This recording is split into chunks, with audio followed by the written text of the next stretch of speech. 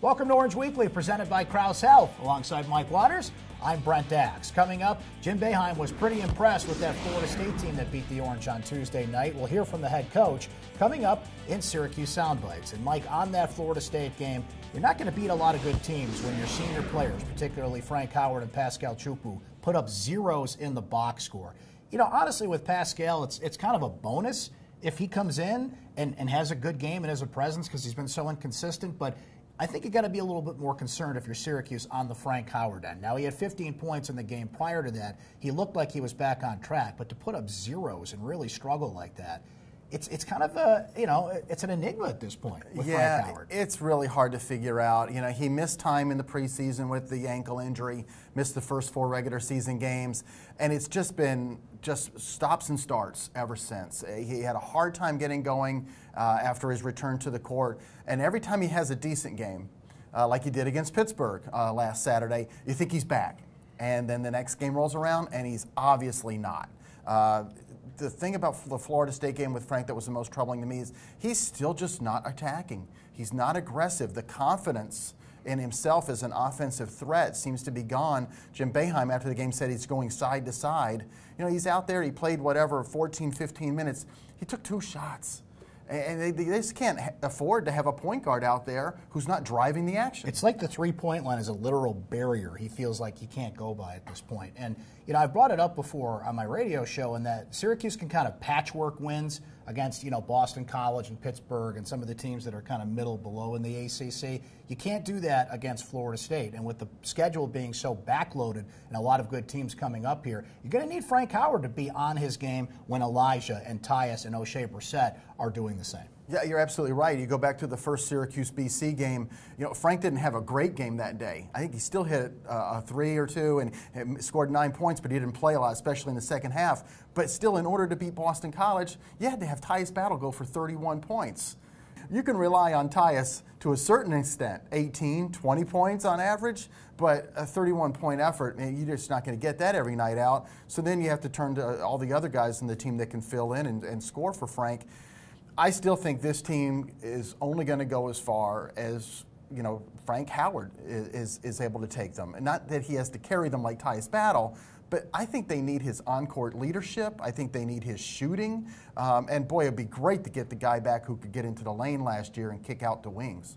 O'Shea Brissett has been terrific the past 2 games, Mike. Double-doubles in both, and we're starting to see that player that we saw, a lot in his freshman year that attacks the hoop, high percentage shots, getting those rebounds. And I think the key is not that he can't hit three-pointers, but he's only taken 3 in the last 3 games. He's been very selective about when he's doing that. He kind of just figured out, this is my strength, this is what I contribute to this team, and he's really been focusing on that. You're absolutely right. The Florida State game, he had a double-double. It was his second straight double-double, as you mentioned, but he went inside. He only took 1 3-pointer the whole game, and this is against a big club. Florida State's got a lot of size on that front line.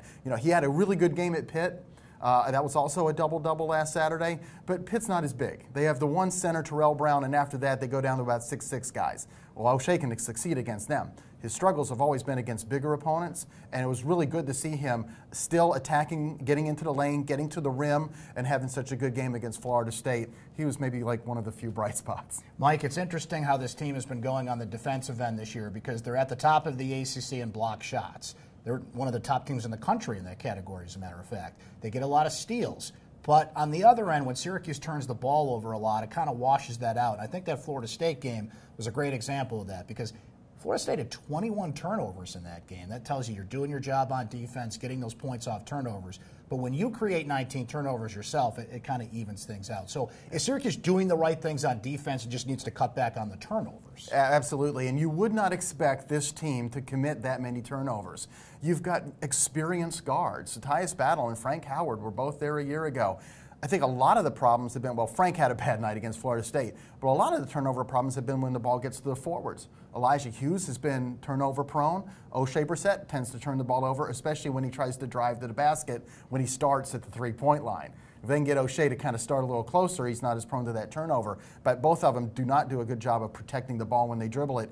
You kind of need to get them the ball in their spot so they don't feel the need to create that for themselves. Well, Jim Boeheim was certainly impressed with that Florida State team that beat the Orange earlier this week, and Syracuse has crossed the halfway point in ACC play. Let's hear from the Orange head coach in Syracuse Soundbites.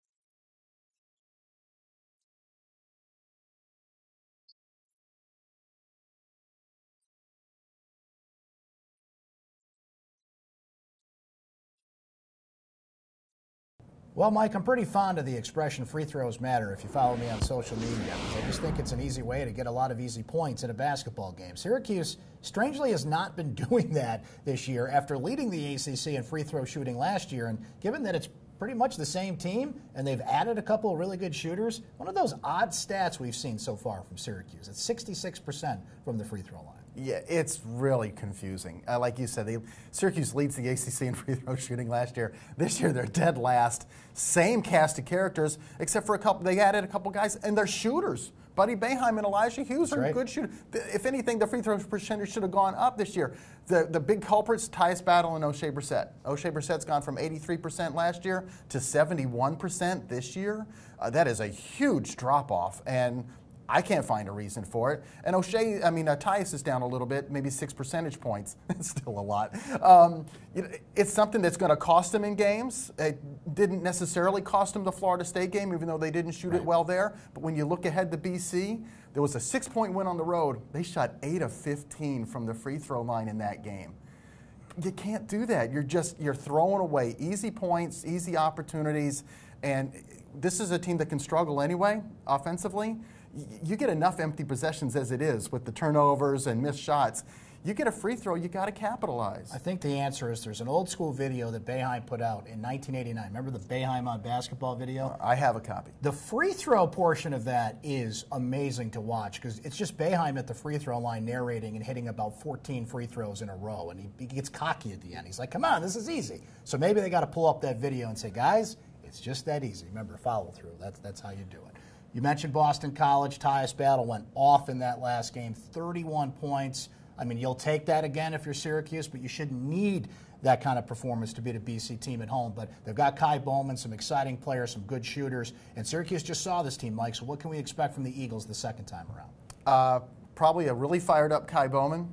He had a decent enough game in the first game against Syracuse, but he's coming off what for him is a really bad game. He only scored 11 points. He barely kept his 30-game streak of double-digit games alive with that in a loss to Duke earlier this week. So I think you're going to see Kai Bowman. If you ever see Tyus Battle have a semi-bad game and score about 6 or 7 points, you know the next games. I think that's Kai Bowman's the same type of guy. So you watch out for him and you watch out for Jordan Chapman. He scored 21 points in that first game, but Syracuse did make him work for it. He was only 4 of 12 from three-point range. That's what you got to do with Jordan Chapman. Now, he's not going to stop taking threes, but you got to make him have to take a lot before he racks up his points. Boston College is usually not must-see television for me, but I love watching Kai Bowman play. So we'll see what he does against the Orange this time around, and we'll see what hair color he has this time around. Going with blonde. Is he going with blonde? Is he sticking with that these days? It might be red. You never know what'll happen when he shows up on Saturday. Well, that's Orange Weekly, presented by Krause Health. For Mike Waters, I'm Brent Dax. We'll talk to you next time.